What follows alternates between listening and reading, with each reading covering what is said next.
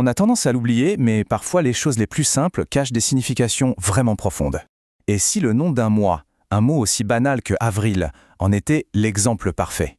Et si ce n'était pas juste une étiquette sur le calendrier? C'est ce qu'on va décortiquer aujourd'hui. Alors la question qu'on se pose est simple, mais elle est assez intrigante, je trouve. Est-ce que le nom Avril pourrait cacher un message secret? Et pas n'importe quel message, un message qui parle de guérison. Bon, alors pour comprendre, il faut remonter un peu dans le temps. Chez les tout premiers Romains, avril, c'était le 2e mois de l'année. Puis, hop, avec le calendrier julien, il passe en 4e position. Mais ce qui nous intéresse, c'est son nom latin d'origine, Aprilis, parce que c'est là que se cachent les premiers indices. Et là, ça devient fascinant parce qu'il y a en fait une double origine possible pour ce nom. D'un côté, on a le poète Ovide qui dit que le mois est consacré à Vénus, la déesse de l'amour et de la beauté. Et de l'autre, on a une explication plus terre-à-terre, disons, qui le relie au mot latin apricus, qui veut dire ensoleillé. On se retrouve donc avec deux pistes, d'un côté l'amour, de l'autre la lumière. Et c'est là que les choses deviennent vraiment passionnantes, parce que ces deux pistes, l'amour et la lumière, eh bien, elles nous emmènent tout droit vers la Kabbale. Dans cette tradition mystique, Vénus est associée à Netzar, qui représente la victoire, la persévérance, et le soleil, lui, il est le symbole de Tiferet, la beauté, qui est vu comme le véritable cœur de l'arbre de vie.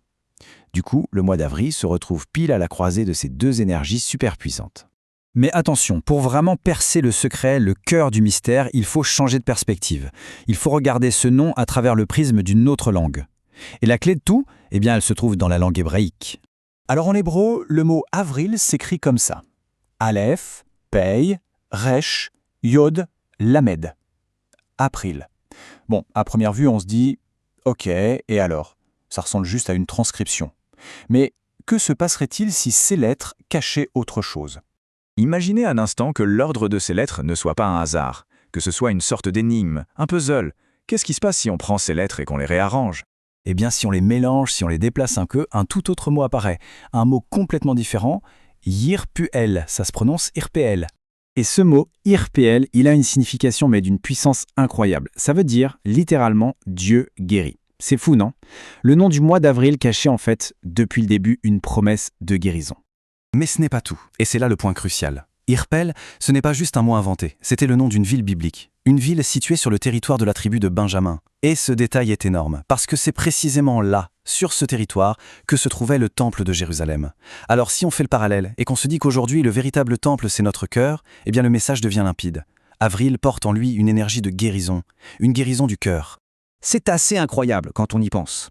Mais l'histoire ne s'arrête pas là, non.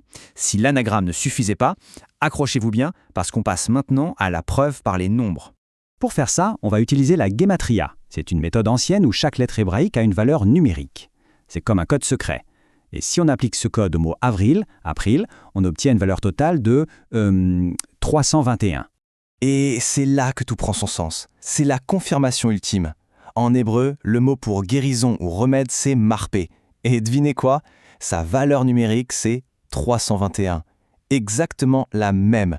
L'équivalence est juste parfaite. Numériquement, avril est synonyme de guérison.